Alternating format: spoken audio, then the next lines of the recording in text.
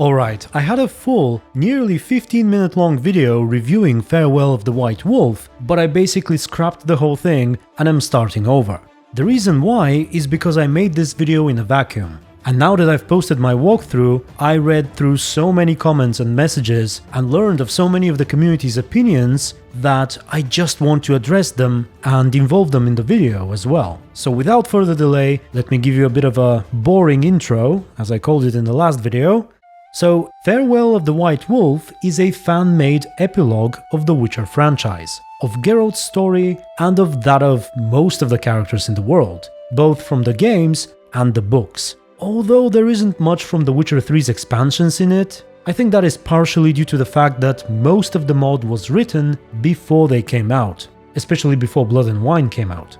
And yes, the whole thing is actually a mod, and the mod for The Witcher 2 at that, not The Witcher 3. But if I'm to be honest, calling it a mod is somewhat of an understatement, because it is absolutely huge. There is enough content in this and enough dialogue to qualify as a whole expansion. I personally expected something that is about an hour long, and instead I got almost 7 hours out of it. And not only was it huge, but it was really good as well. I do have a few nitpicks, to which I'll get later, but overall, I am in awe of what the creators of this mod have done. This is arguably the biggest community contribution to the Witcher franchise ever made.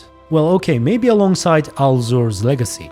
But anyway, I played through the whole thing in one go. I was not bored or bothered by the lack of voice acting or the introduction of various romances. My oh my. In which I'll go deeper in a moment. Instead, I absolutely loved reuniting with all of the characters that I've grown to love from both the books and the games, spending a whole lot of time drinking and brawling and snowball fighting and zebra painting and just reminiscing with all of them. And this is really what the mod is mainly about. I also loved how they filled in and expanded upon some gaps, let's say, in the story. Like that time Yennefer was with Letho and his friends, for example, or perhaps when Geralt rolled with the Wild Hunt. I also enjoyed the contracts with Eskel and Ciri. Both of them were quite big, you had choices to make, you had different endings, and yeah, I wholeheartedly recommend that you give it a try. And also, go to the link in the description. I know you may not like Facebook, I don't use it personally, but I think that's the best way to contact the creators and give them some love, because they definitely deserve it. Now let's address some of the things that upset people. Like, for example, the newly introduced romances. Specifically, I think Ciri and Hjalmar and Triss and Eskel, especially the Triss and Eskel, I will admit that they are a little hasty, a little rushed, if you will. And if you've only played through the games without reading the books, they may seem kind of baseless, but as far as fanfiction goes, which is ultimately what this is, they're not so bad. Let's look at Ciri and Hjalmar first. They do have a bit of a backstory in the books, which is barely touched upon in the third game. However, over the years of, reading comments and interacting with the community, I've had quite a few book readers express their complaints that perhaps there should have been something between Hjalmar and Ciri in the game. If not a romance, then at least some kind of exchange, given their past, but instead there is literally nothing. I don't think Ciri exchanges a single line with Hjalmar throughout the whole game. So I get where these people are coming from, and I understand why the creators of the mod chose to do what they did. Okay, next up we get more serious with the romance between Triss and Eskel. So there is a non-canonical alternative ending written by the author of the books, where Geralt actually ends up marrying Yennefer, and in there is also a Triss and Eskel romance. But even if we decide not to consider that, in the undoubtedly canonical book called Blood of Elves, there is also a bit of a hint that Triss is feeling something special about Eskel. You could say that it's not in a romantic way, and that's fair, but again, as far as fanfiction goes, given the alternative ending that I mentioned, and this specific passage of Blood of Elves, I am once again not surprised to see this romance in this fan-made epilogue.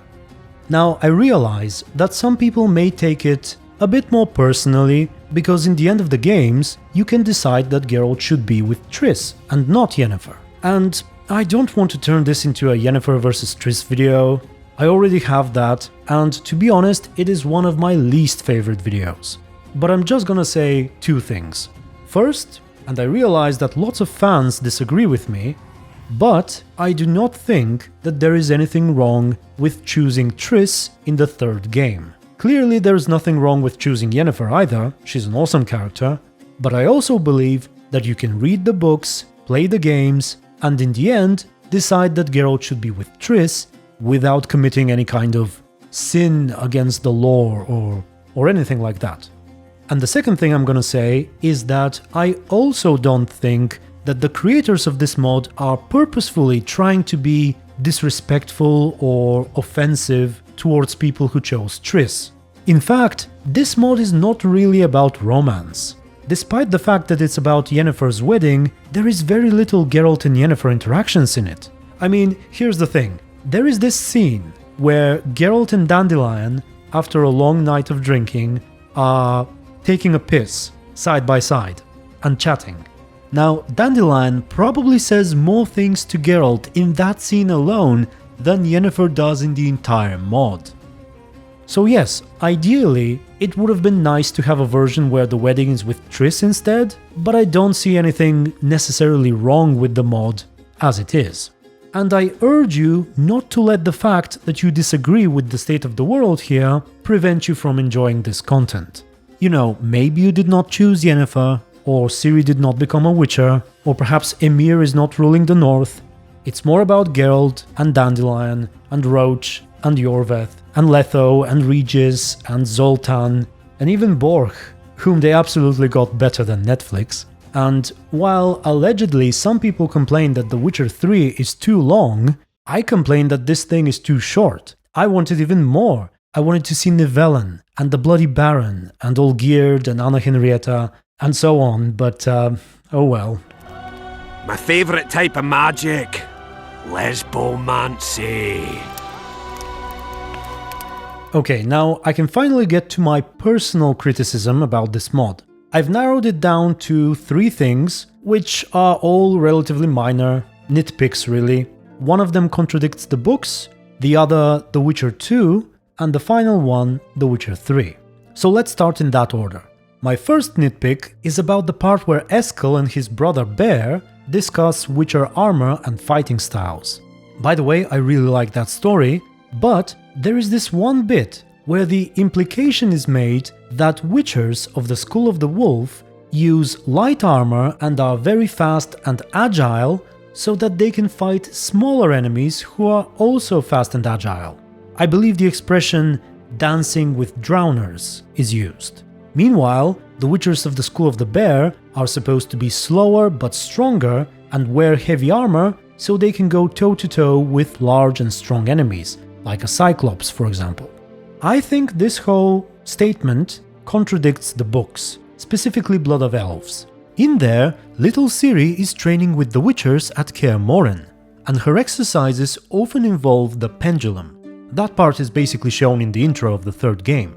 And I believe it was either Geralt or Vesemir who explains that the purpose of the pendulum training is precisely to prepare Witchers for facing big, heavy, and incredibly strong monsters. The giant chunks of wood swinging around are supposed to mimic the massive attacks of those monsters, which are virtually unstoppable. You cannot tank them with your body, you cannot block them with your sword, so you have to find ways to dodge and spin and pirouette around them, and perhaps use their own force to your advantage somehow. So, contrary to what the Bear Witchers claim, it would seem that the fighting style of the Wolf Witchers, which involves lots of acrobatics and light movement, is the way it is precisely because they're trained to face large and strong enemies.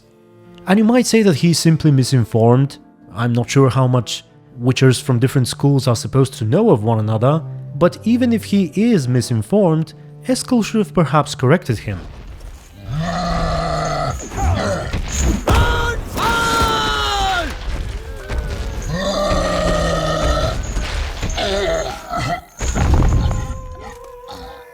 big beast. Okay, now my second issue. This one is relatively brief, and it's essentially the Iorveth and Saskia romance. I will agree that they make a nice couple, and that is something that even Geralt himself can hint at in case you save Saskia in The Witcher 2, but if I remember correctly, she doesn't seem thrilled by the idea. In fact, she claims that she'd rather go for a dwarf. Can you tell me what'll happen to Iorveth now? Let's be honest. He's a terrorist. I'll not lie about him nor whitewash his deeds. Sure you don't know what I'm talking about? Those baby doe eyes, that intense misty gaze, the pouting. We shared a cause, fought side by side. Iorveth did and would do anything for you. Question is, what are you prepared to do for him? There will always be a place for the Scoia'tael in the free Pontar Valley. As to Iorveth himself, I've heard many say crude things about us. Thing is, as long as I can remember, I've found dwarves fascinating. Must be a dragon thing. And while there are mentions in the mod that Iorveth and Saskia went through some more things together since the events of The Witcher 2, I would have preferred if it was done in a more subtle way, perhaps if they were instead in the process of maybe becoming something more than friends. I think that would have made more sense. And finally we get to my third issue, which is sadly once again about Triss and Yennefer, although it's not about the choice between the two, but rather of a more technical nature this time. And in short, it's about their argument. So what happens is, Triss, Fringilla and Margarita show up to the wedding, then Yennefer immediately pulls Triss away, and the two of them get into this heated fight over who has done what with Geralt and so on.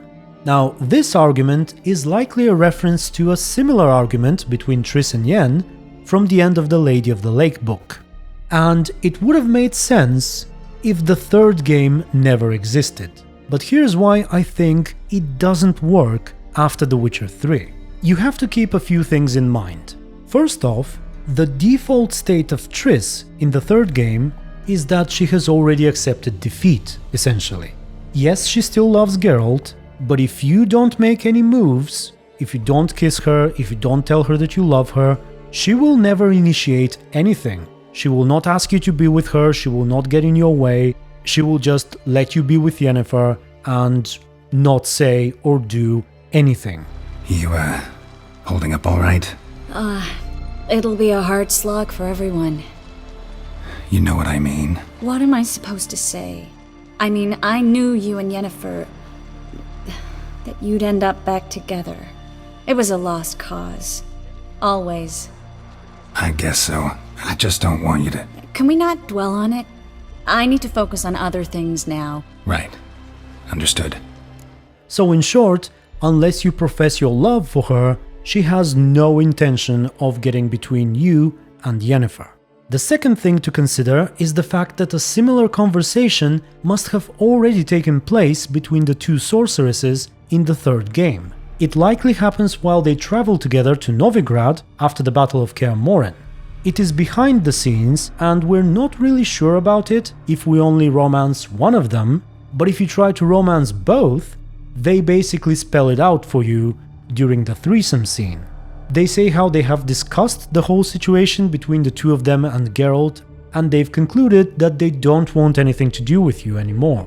And the final thing to consider is simply that Geralt and Yennefer have been living together in peace and harmony for years, be it in Corvo Bianco or elsewhere, and without having any issues or concerns about Triss. So to sum it up, Triss, whether she likes it or not, has come to terms with Geralt's choice. Yennefer, if she needed it, would have already had such an argument with Triss a long time ago. And finally, Yennefer should not really feel threatened or needlessly angry with Triss at this point. And therefore, the whole sequence where Triss shows up to the wedding and Yennefer immediately pulls her to the side to start clawing at her face just doesn't fit, in my opinion. Alright, and that's all I had. Let me know whether you agree or disagree with what I've said, and once again, regardless of where you stand on any of these matters, do give Farewell of the White Wolf a try. It is something that was clearly made with a lot of love, a lot of effort, and I think it deserves your attention. Alright, thank you very much for watching. Special thanks to the creators of this wonderful mod, as well as my YouTube members and supporters. And until the next video, stay tuned and be good.